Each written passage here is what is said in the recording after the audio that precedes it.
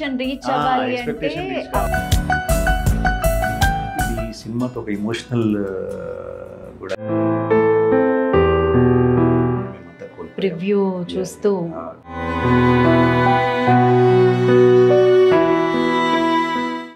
ఆయన ఎప్పుడు చూసిన సినిమాల గురించి మాత్రమే మాట్లాడుకుంటూ ఉండేవాడు.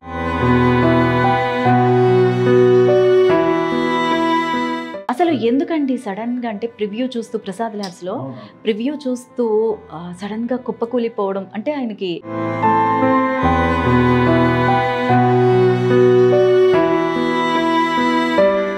నమస్తే, welcome to wise monkeys media. నేను మీ కేవి.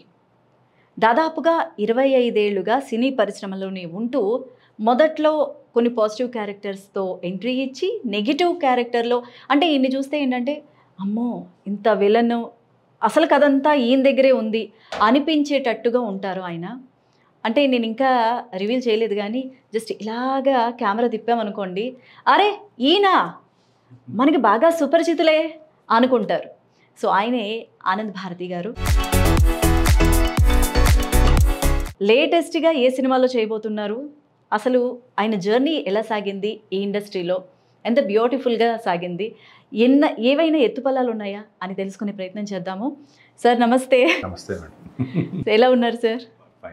ఫస్ట్ ఆఫ్ ఆల్ చాలా హ్యాపీగా ఉంది సార్ మీరు మా స్టూడియోకి రావడం అండ్ మాతో ఇలా అంటే ఇంటర్వ్యూ తీసుకునే అవకాశం కల్పించడం మాకు so happy sir. So first బ్రహ్మాండ ప్రమోషన్స్లో చాలా బిజీ అయిపోయినట్టున్నారు. అంటే ఈ దగ్గరలో పడింది కాబట్టి 29th రిలీజ్. 29th. సో కొంచెం ఇప్పుడు ఫాస్ట్ అయింది, చేయాలి కూడా. ఎందుకంటే మంచి మూవీ కాబట్టి మనం ఎంత దీనికి మనం ప్రమోషన్ చేస్తే అంత మంచిదని మేమంతా చాలా సాయశక్తులుగా ప్రయత్నం చేస్తున్నాం. జనాల మధ్యలో అంటే జనాలకు అందాలి, ఈ మూవీ గురించి తెలియాలని చెప్పేసి చేస్తున్నాం. టీమ్ వర్క్ చేస్తున్నట్టున్నారు. అంటే అటు ఇటు స్ప్లిట్ అయిపోయి ఎవరికి వాళ్ళు మొత్తానికి బ్రహ్మాండ ఎలివేషన్. ఇది సినిమాతో ఒక ఎమోషనల్ కూడా ఏముందంటే మా డైరెక్టర్ గారు రాంబాబు గారు కరెక్ట్గా సినిమా రిలీజ్కి ఇంకా 1 month ముందే, 1 month కూడా కాలేదు, ఆయన మేమంతా రివ్యూ చూస్తూ కోల్పోయాం. సో అదొక బాధ, తీరని లోటు అది మా అందరికి.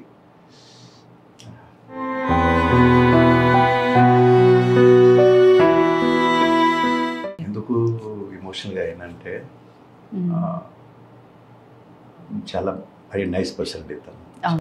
ఆయన ఎప్పుడు చూసిన సినిమాల గురించి మాత్రమే మాట్లాడుకుంటూ ఉండేవాళ్ళు. అది కాకుండా సినిమాలు మనం ఒక పక్కన పెట్టిన ఒక గుడ్ హ్యూమన్ బీయింగ్గా, ఒక మంచి మనిషి, అంటే అందరిలో కలిసిపోయి ఒక డైరెక్టర్ అని ఇది లేకుండా చాలా ప్రేమగా ఆర్టిస్టులకు గౌరవం ఇచ్చుకుంటూ అతను మాతో పని చేపించుకున్నాడు. మంచి క్యారెక్టర్ నాకు ఇచ్చాడు దీంట్లో. So actually captain of the ship అంటే డైరెక్టరే ఒక మూవీకి A to Z మొత్తం 24 క్రాఫ్ట్స్ని కూడా సమన్వయపరుచుకుంటూ అందరితో ఆర్టిస్టులతో చేయించుకుంటూ అసలు డైరెక్షన్ చేయడం అనేది ఒక్క మాటలో చెప్పినంత ఈజీ అయితే కాదు. ఈజీ కాదు, కానీ అయినా కూడా ఏం టెన్షన్ పడేవాడు కాదు. అసలు ఎందుకండి సడన్గా అంటే ప్రివ్యూ చూస్తూ ప్రసాద్ ల్యాబ్స్లో ప్రివ్యూ చూస్తూ సడన్గా కుప్పకూలిపోవడం అంటే ఆయనకి చాలా బీపీ ప్రాబ్లం ఉంది. ఈ సినిమా దాంట్లో పడి మనము దీన్ని మ్యాక్సిమంగా ప్రమోట్ చేయాలి, మనం మ్యాక్సిమంగా ప్రమోట్ చేయాలి, అందరికీ చూపెట్టి సినిమాకు ఒక రేంజ్ స్థాయికి తీసుకెళ్లాలని ఆ తపనతో ఆయన ఈ యొక్క మందులు వేసుకోవడం మానేశాడు. ఆయన ఆ చిన్న మిస్టేక్ అతనితో జరిగింది. సో బీపీలో ఏంటంటే బీపీ ప్రాబ్లం ఏముంటుందంటే అది వేసుకోకుంటే అది ఏదో ఒక మైండ్కి కొట్టిస్తుంది.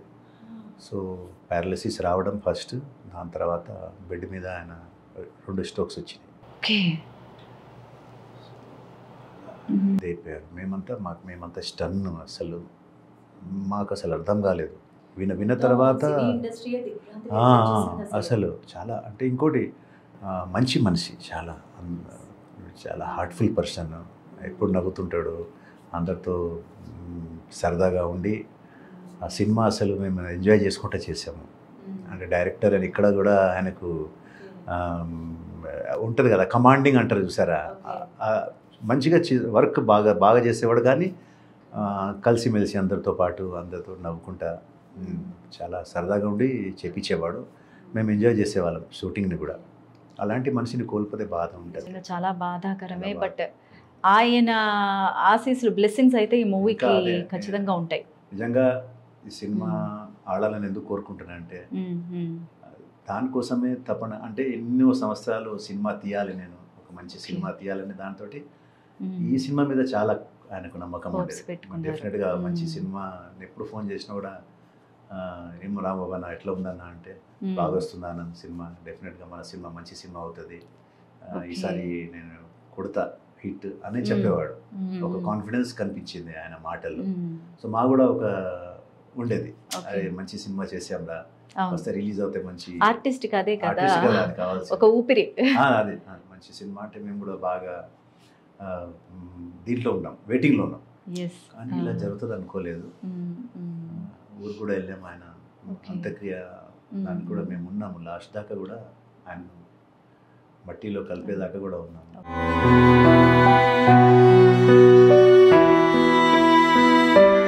నిజంగా దేవుడు ఆడే ఆటలో ఎప్పుడు ఏం జరుగుతుందో ఈ క్షణమే మనది అన్నట్టు ఉంటుంది. అంత హ్యాపీయెస్ట్ మూమెంట్ లో ప్రివ్యూ చూస్తూ ఆయన అలాగా వేరే ఉండేది, ఇంకా వేరే ఉండేది. భవన ఉంటే ఇంకా సినిమాకు ఒక ఉన్న మంచి హైప్ క్రియేట్ చేసేవాళ్ళు. కొంచెం ఆయన లేని లోటు అయితే తెలుస్తుంది. ఏది ఏమైనా ఆయన ఆత్మకు శాంతి కలగాలని కోరుకుందాము. అలాగే ఈ సినిమా ఆడితే ఆయన కూడా ఎక్కడో నిజంగా ఆయనకి ఇచ్చే ఒక నివాళి, ఘనమైన నివాళి అంటే సినిమా సక్సెస్ అవ్వడం. సో టీం అంతా కూడా చాలా హార్డ్ వర్క్ చేస్తున్నారు. దాని గురించి అందరూ కూడా కలిసికట్టుగా వర్క్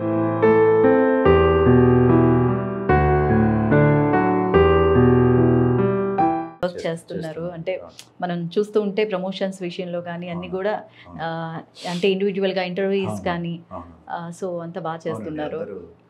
మన సినిమాని ఇంకో మాకు ఏంటంటే హ్యాపీ ఏంటంటే సునీల్ నారంగ్ గారు డెసిషన్ ఆయన దీనికి నచ్చి తీసుకోవడము, ప్లస్ ఆల్ ఓవర్ తెలంగాణ ఆంధ్రాలో ఆయన రిలీజ్ చేస్తా అని ఆయన స్వయంగా రిలీజ్ చేపిస్తున్నారు.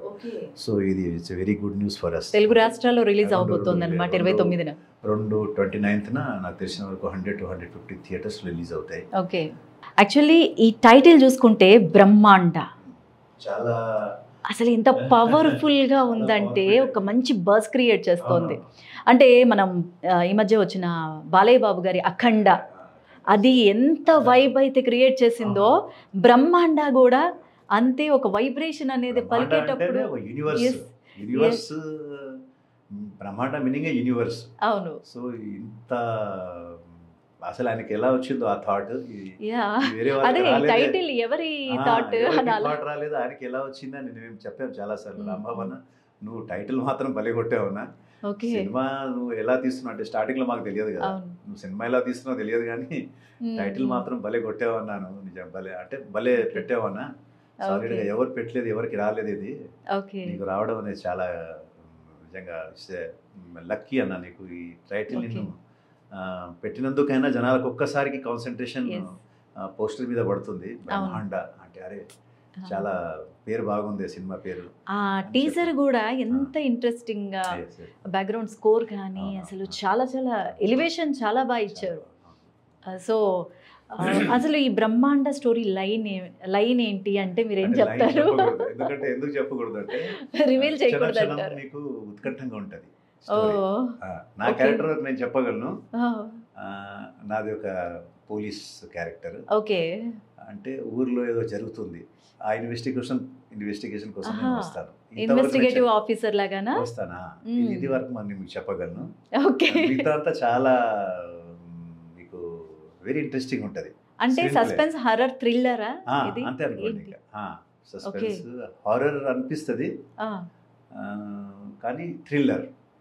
మూడు యాంగిల్స్ లో తీసారన్నమాట, తీసుకెళ్తారు. ఓకే. మధ్య మధ్యలో కామెడీ, ఎమోషనల్ కూడా చాలా బాగుంటది. ఓకే. మిమ్మల్ని కొన్ని సీన్స్ ఏడిపించేస్తారు, ఎమోషనల్ సీన్స్ కూడా చాలా బాగుంది. ఓకే. సో అంటే ఓవరాల్ గా సినిమా ఒక మంచి ఎంటర్టైన్మెంట్ మూవీ. చూస్తున్నంతసేపు మీరు థియేటర్లో బోర్ మాత్రం ఫీల్ గారు. ఓకే. ఒక మంచి మూవీ చూస్తున్న ఫీలింగ్ మాత్రం మీకు ఉంటుంది. ఓకే. ఈ మధ్య వస్తున్న సినిమాల్లో మెసేజ్ అంటే నథింగ్ చెప్పాలంటే.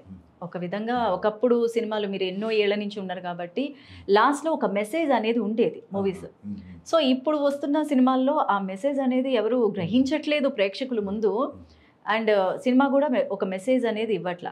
సో అలా కాకుండా ఈ బ్రహ్మాండ మూవీ ఏదైనా మెసేజ్ ఇస్తుందా? మెసేజ్ ఓరియంటెడా? మెసేజ్ ఓరియంటెడ్ అంటే అది నేను చెప్పలేను. మీరు చూస్తే నానే చెప్పాను కదా మీకు. ఏది కూడా అసలు ఒక్క పాయింట్ కూడా చెప్పకూడదు, మరి ఓకే ఆడియన్స్ ఇంట్రెస్ట్ కోల్పోతారు. ఓకే, అన్ని చూడండి, దాంట్లోనే మీకు అన్ని తెలిసిపోద్ది. చూస్తే మీకు ఓకే. సో ఒక మాట కూడా రివీల్ చేయకుండా నా క్యారెక్టర్ మాత్రం రివీల్ చేశాను. ఎందుకు చేశానంటే అది ఏం చేశాడు ఇది అనేది ఆడియన్స్ కి ఉంటది సినిమాలో. ఏం ప్లస్ మీకు పోస్టర్లు కూడా నేను పోలీస్ డ్రెస్ లో ఉంటాను కాబట్టి ఆల్రెడీ ఆడియన్స్ చూసేటోళ్ళకి ఇతను పోలీస్ క్యారెక్టర్ చేశాడు. అందుకే ఇప్పుడు నేను ఆ విషయం చెప్తున్నాను మీకు. నాది పోలీస్ క్యారెక్టర్ ని. మిగతా అంతా ఏది కూడా రివీల్ చేయడానికి లేదు. మళ్ళీ ఫుల్ లెంత్ క్యారెక్టర్ కదా, అంటే ఫస్ట్ హాఫ్ నుంచి కనిపిస్తారా? ఫస్ట్ హాఫ్ లో కనిపిస్తాను, సెకండ్ హాఫ్ మాత్రం through out continue. Okay okay. అంటే ఎప్పుడైతే ఇన్వెస్టిగేషన్ స్టార్ట్ అవుతుందో సినిమాలో ఏమైతే జరిగిందో ఆ ఇన్వెస్టిగేషన్ స్టార్ట్ అయినప్పుడు నా ఎంట్రీ ఉంటుంది. ఎలా పోలీసే కదా ఇన్వెస్టిగేషన్ చేసేది. సో అక్కడ నుంచి ఏం జరిగిందని ఇంకా ఉత్కంఠంగా వెళ్తా ఉంటది. ఆడియన్స్ కు బాగా టెన్షన్ ఉంటుంది. ఏంది అంటే దీనిలో డివోషనల్ ఆస్పెక్ట్ కూడా ఏమన్నా ఉందా? పోస్టర్ చూస్తే మీకు అర్థమవుతుందిగా. అవును, అంటే సస్పెన్స్ థ్రిల్లర్ ఇవన్నీ అంటున్నారు కాబట్టి డివోషనల్ ఆస్పెక్ట్ కూడా ఉంది. ఓకే, అది ఉంది. అసలు అది కూడా ఎందుకు చెప్తున్నా అంటే డివోషనల్ మీరు పోస్టర్ లో చూసారు కాబట్టి మీరు చెప్తున్నారు. అది ఉంది.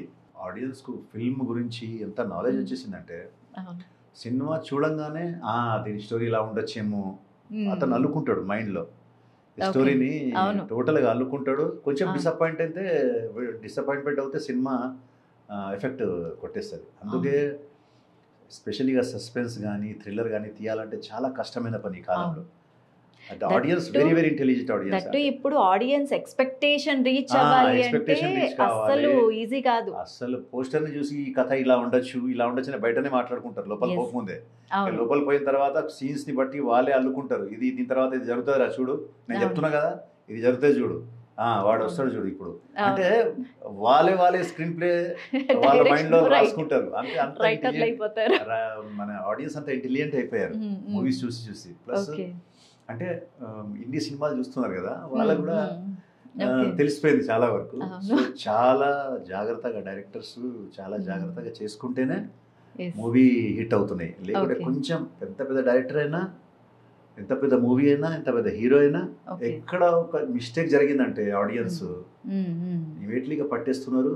సినిమాను కొంచెం మిస్ అయినా దాన్ని బయటకు వచ్చి ఇప్పుడు మనకు ఈ మీడియా కానీ పేపర్స్ కానీ పోస్టర్స్ తోటి కాదు సినిమా ఆడేది. నిజంగా చెప్పాలంటే మౌత్ టాక్ విశేషంగా అది మెయిన్ అయిపోయిందండి.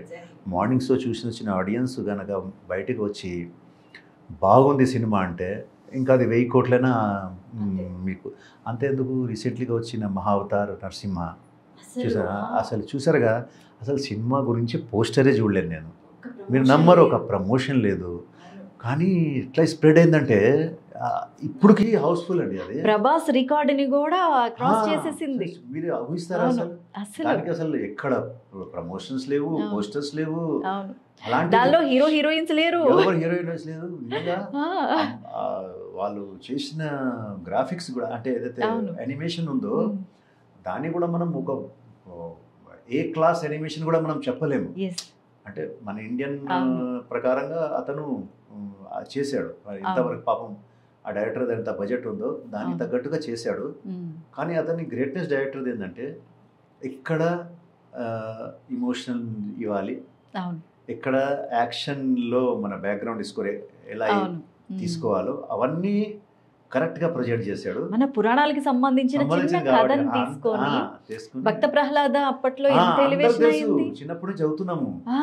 భక్త ప్రహ్లాద ఇలా ఉందా, ఇన్ని కష్టాలు ఉండేదా, వాళ్ళ ఫాదర్ ఇన్ని కష్టాలు పెట్టాడా, విష్ణుమూర్తి యొక్క దివ్య రూపాన్ని చూపెట్టాడు దాంట్లో. అది ఎంత మెస్మరైజింగ్ ఉందంటే, ఎంత అద్భుతంగా ఉందంటే కళ్ళకి నీళ్ళు వచ్చేస్తే మనకు అవును ఆయన ఎప్పుడైతే నరసింహస్వామి ఆ పిల్లని ఆ చేతిలో తీసుకొని అసలు సో నేను చెప్పేది ఏంటంటే ఎంత పెద్ద హీరో అని పెద్ద బ్యానర్ అని పెద్ద డైరెక్టర్ అని లేదు ప్రస్తుతం. మీరు మంచి సినిమా కనుక తీయగలిగితే ఆడియన్స్ డెఫినెట్గా మీకు ఆదరిస్తారు. సో మేమైతే మంచి సినిమా కాన్సెప్ట్ బాగుంటే కనెక్ట్ అయిపోతారు పీపుల్. మేమైతే మంచి తీసామని అనుకుంటున్నాము. మిగతా దేవుడు ప్రేక్షకులే దేవుళ్ళు, వాళ్ళు ఏం డిసైడ్ చేస్తారో చూడాలి. సో అసలు లొకేషన్స్ ఎక్కడ షూటింగ్ జరిగిందంతా? లొకేషన్స్ ఇక్కడ హైదరాబాద్లో దగ్గరలో, మన దగ్గరలో మనోహరాబాద్, తూప్రాన్ ఈ చుట్టుపక్కల ఊర్లలో తీశారు. కొంచెం ఊరికి సంబంధించిన సబ్జెక్ట్ ఇది. రెండోది సాంగ్స్ అవన్నీ అవుట్డోర్కి వెళ్ళారు. వేరే వేరే స్టేట్స్ చాలా తిరిగారు. ఛత్తీస్గఢ్ కానీ అటు రాజస్థాన్ కానీ ఎక్కడెక్కడ మొత్తానికైతే సాంగ్స్ అవన్నీ బాగా పిక్చరైజ్ చేశారు. వేరే వేరే దగ్గరికి వెళ్ళి పిక్చరైజ్ చేశారు. అండ్ దీనిలో బాగా తెలిసిన ఆర్టిస్ట్ అంటే ఆమని గారు, సీనియర్ ఆర్టిస్ట్. ఆమని గారితో జర్నీ ఎలా ఉంది? ఆమని గారితో నేను 2-3 సినిమాలు చేశాను. ఓకే. ఫెంటాస్టిక్ యాక్ట్రెస్ అండి, చాలా fantastic actress, down to earth. అసలు పని విషయంలో మాత్రం రాజీ పడదు ఆమె కూడా. దీంట్లో కొన్ని సీన్స్లో ఆమెకు కొన్ని కిలోమీటర్లు నడిపించాడు డైరెక్టర్ గారు. అంటే ఒక లాస్ట్ ఒక సీన్ ఉంటుంది, దాంట్లో నడవాలి, బాగా నడిచింది ఆమె. అసలు ఎక్కడ కూడా నేను ఏందండి ఇంత ఎండలో ఇట్లా నన్ను నడిపిస్తున్నారు, ఎక్కడ కూడా ఆమె లేదు. ఆ పాత్రకి ప్రాణం పోసారు అసలు. ఆ పాత్రకి ప్రాణం పోసి ఇప్పుడు నుంచే మన ఆమె గారు ఏం చెప్తారు. అవునవును, ఆమె గారు మనం చిన్నప్పటి నుంచి చూస్తున్నాం. అవును. అది కాక ఆవిడ పెంకి భార్యగా బాగా సినిమాలు చేసి, స్పెషల్గా లేడీస్ వాళ్ళకి అయితే ఆమె మోస్ట్ ఫేవరెట్ యాక్ట్రెస్ ఆమె. అంటే లేడీస్ కనే కాదు, అందరికి ఫ్యామిలీ పరంగా అయితే మంచి వెరీ గుడ్ యాక్ట్రెస్, అందరికి ఆమె బాగా ఇష్టమైన యాక్ట్రెస్. సో ఇది ఈ ఇంటర్వ్యూ అయితే సార్ చాలా చాలా హ్యాపీగా అనిపించింది సార్. మీ గురించి మరింత ఎక్కువ తెలుసుకోవడానికి మాకు, అండ్ బ్రహ్మాండ మూవీ గురించి మాట్లాడుకోవడానికి ఒక మంచి అవకాశంగా అనిపించింది. అండ్ మీరు చేసే రాబోయే అప్కమింగ్ మూవీస్లో అన్నిట్లో కూడా సక్సెస్ అవ్వాలని మనస్ఫూర్తిగా కోరుకుంటున్నాం సార్. అందరూ కూడా ఒక మంచి బ్రహ్మాండంగా హిట్ కావాలని కోరుకోండి, మనస్ఫూర్తిగా దేవుడితో కోరుకోండి. మేము కూడా రాంబాబు అన్నకి ఇది ఒక గిఫ్ట్ ఇచ్చినట్టు అవుతుంది. ఈ సినిమా నిజంగా కొంచెం ఆడితే, మేము పెద్ద బ్లాక్ బస్టర్ అనుకోవట్లేదు, కానీ సినిమా జనాలకు నచ్చి అరే ఈ డైరెక్టర్ ఎవరు అనే ఒక మాట ఉంటే చాలు జనాలలో. అప్పుడు వాళ్ళు కూడా తెలిసారు రాంబాబు గారు అని ఒక డైరెక్టర్ ఉండే, చనిపోయారు మధ్యకాలంలో, చాలా మంచి సినిమా తీశారు అనేది అదొక టాక్ వస్తే చాలు జనాలలో. మంచి సినిమా తీసి వెళ్ళిపోయాడు ఆయన ఉండేదంటే ఇక మంచి మంచి సినిమా తీసేవాడు అన్న మాట వస్తే చూసారా, ఆ ఒక మాట ఆయన ఆత్మకు శాంతినిస్తుంది. నిజంగానండి. All the best Brahmanda team అందరికీ. అండ్ బ్రహ్మాండ మంచి సక్సెస్ ఇవ్వాలని, అండ్ రాబోయే సినిమాలు కూడా మంచి సక్సెస్ ఇవ్వాలని మనస్ఫూర్తిగా కోరుకుంటున్నాం sir. Thank you so much.